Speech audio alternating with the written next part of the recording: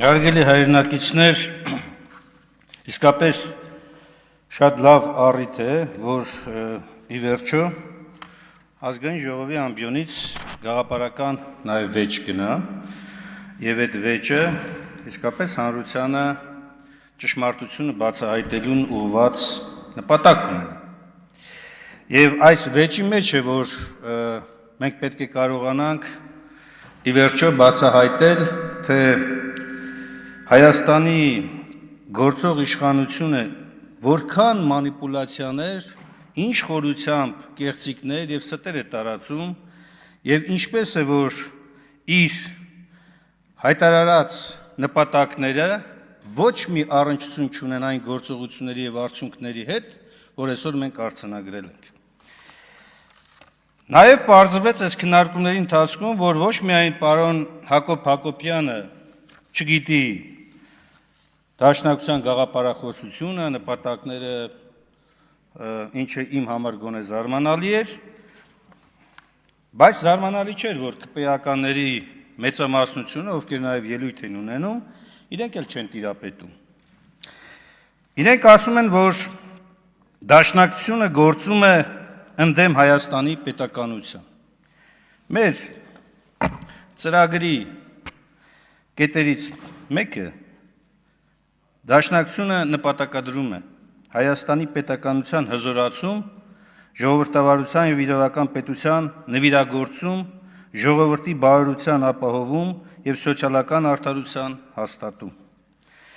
Քաղաքական առաջադրանքների մեջ Արցախյան պայքարի հաղթական ելք, ամրապնդել Սփյուռքի ազգային ինքնությունը եւ կազմակերպել քաղաքական դերակատարությունը նրա կարողականություններն ուղղելու համար դեպի Հայաստանի պետականության հզորացում եւ հայ դատի հետապնդում, ապահովել յուրաքանչյուր հայ անհատի Հայաստանի քաղաքացի դառնալու իրավունքը։ Հիմա երբ որ այս մարտիկ մեղադրանք են ներկայացնում Դաշնակցությանը, նշանակում է մեղադրանք են ներկայացնում եւ գործում են այս նպատակներին հակառակ։ Հիմա դուք ինքներդ դատեք, ով է գործում Հայաստանի Հանրապետության դեմ։ Գործող իշխանությունը, որի կառավարման հետևանքները մենք տեսնում ենք, կորցված Արցախ, կորցված հույսեր, նպատակներ, ավիրված եկեղեցիներ, բանտարկված հայեր Բաքվի բանտում, բանտարկված հայեր Հայաստանի Հանրապետության բանտերում, քաղաքական հետապնդումներ, անհույս հասարակության ձևավորում։ Սա է այսօրվա քաղաքական իշխանության գործունեության հետևանքը։ Եվ երբ որ այս ամբիոնից մեզ մեղադրում են սահմանադրության կարգը տապալողներին աջակցելու մեջ, մոռանում են, որ գլխավոր տապալողները հենց իրենք են եւ ամեն Աստծո օր են դա անում։ Նիկոլ Փաշինյանի խոսքերը, որոնք երկվության արտահայտություն են, երբ որ ասում ես չեմ կարող կիսվել երկու մասի, որպես եկեղեցու հետևորդ Նիկոլ Փաշինյան եւ որպես վարչապետ Նիկոլ Փաշինյան, նույն խոսքերը կրկնում է Հակոբ Հակոբյանը։ Սա նշանակում է մարդիկ սահմանադրության հետ առնչություն չունեն։ Այն որ դուք ասում եք Դաշնակցություն, դուք հաշտ չեք սահմանադրության հետ, ուղիղ հակառակն է։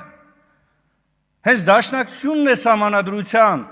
ստեղծման, վերափոխման ակունքներում կանգնած ուժը, այդ դուք կապ չունեք։ Ավելին, դուք գործում եք ընդդեմ սահմանադրական կարգի։ Եկեղեցին պետությունից անջատվելու կոնցեպտը ոչ ոք չի երկել։ Ոչ ոք չի ասել, որ եկեղեցին պիտի զբաղվի քաղաքականությամբ։ Մենք խոսում ենք հոգևոր սպասավորների մասին։ Եվ երբ որ դուք այս ամբիոնից արդեն դրեսկոտ եք պարտադրում եւ ասում եք դուք իրավունք չունեք ձեր հոգևոր սպասավորի հագուստով դուրս գալ, սա արդեն նշանակում է դուք ընդհանրապես որևէ առնչություն չունեք մարդու հիմնական իրավունքների հետ։ Կամ ինչ մեղադրանք է ներկայացում երթման մասով։ Լսեք, ես մոտավորապես 8 անգամ այս ամբիոնից եւ ոչ միայն այս ամբիոնից, նաեւ նախագահական նստավայրում երթվել եմ այն երթման տեքստով, որն ամրագրված է սահմանադրության, կառավարության գործունեության եւ նաեւ ազգային ժողովի կանոնակարգ օրենքներով։ Այդ դուք քանի անգամ եք երթվել։ Եվ առհասարակ երթվել եք, թե չէ։ Եվ եթե երթվել եք, ձեր երթման կատարման պատասխանատվության շրջանակներում կարող եք այս ամբիոնից կանգնել ու ասել. ինչի եք սահմանադրությունը ոտնակոխ անում ամեն օր։ Այդ թվում նաև հենց այս հարցի քննարկման ժամանակ։ Չեք կարող բացատրել, որովհետև ձեր նպատակը ամեն գնով իշխանության մնալն է։ Իշխանության բարիքներից օգտվելն է։ Ձեր համար չկա հայրենիք, չկա պետություն, դրանք բոլորը այն հասկացություններն են, որոնք դուք օգտագործում եք միայն այն ժամանակ, երբ դա պետք է ձեր իշխանությունը պահելու համար։ Մնացած դեպքերում չկա ուրացում, մոռացում, հեռացում։ Սա է։ Բնութագրական է սա։ Եվ երբ որ խոսվում է անընդհատ շրջաբերականի մասին, իդեպ այդ արտահայտությունը նաև պարոն Հակոբյանն էր ասել իր հարցազրույցներից մեկում, ոչ միայն իրականությունը կեղծելու, դաշնակցության նկատմամբ ատելություն, քարոզելու, սերմանելու մոլուցքն է առաջնորդում, այլ նաև ակնհայտորեն խուսափելու են պատասխանատվությունից, որ պարոն Ռուբինյանին առաջարկվել է գալ ծանոթանալ այդ փաստաթղթին։ Նա ասում են, չի չեք հրապարակում, որովհետև դա ներքին փաստաթուղթ է, բայց քանի որ դուք շատ եք պնդում, համեցեք, ծանոթացեք։ Որևէ անգամ չի եղել այդ ցանկությունը դրսևորված առարկայական։ Բայց ես անկեղծորեն պետք է ասեմ, որ նաև մի պայման եմ դրել, որ այն, ինչ այնտեղ գրված է, պարոն Ռուբինյանը ստորագրի, պարտավորություն ստանձնի, որ դա է հրապարակելու։ Ոչ թե հերթական մանիպուլյացիաները անելու կամ այս ամբիոնից հնչեցնելու ինչ-որ մտքեր։ Այնքան անհետետ ներողություն ես բարձ համար, բայց իրականություն է, էլի, մեղադրանքներ հնչեցին կուսակցության հասցեին, դաշնակցության հասցեին, որ ուղղակի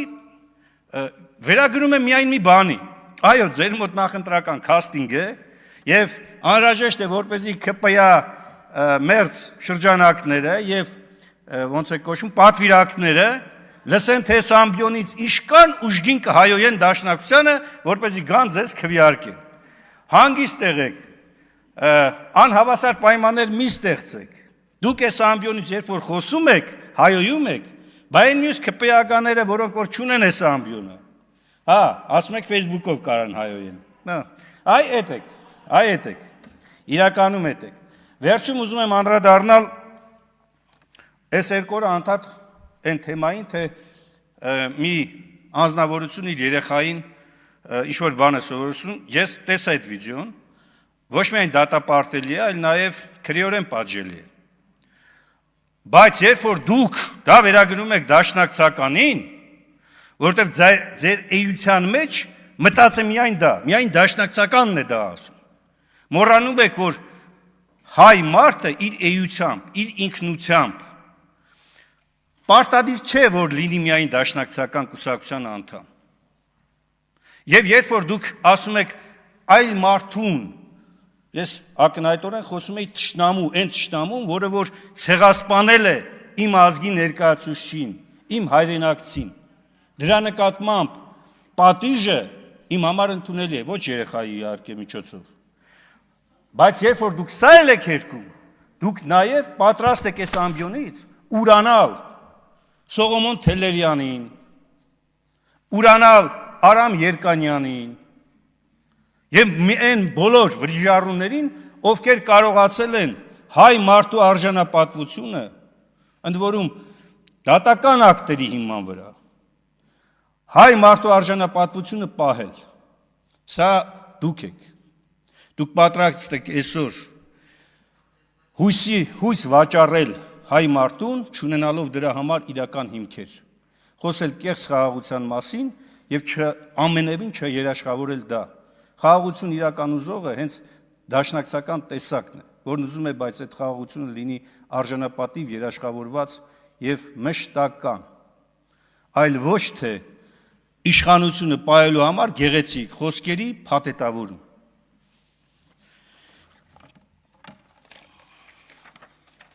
Շնորհակալություն Քրիստինե Վարդանյան։ Պարոն Մինասյան, իդեպ ինձ ցույց տալ պետք չի, հրապարակեք, թող բոլորը տեսնեն։ Սա իմ եւ ձեր վեճը չի, սա հայ ժողովրդի եւ ձեր վեճն է։ Քրիստինե Վարդանյան։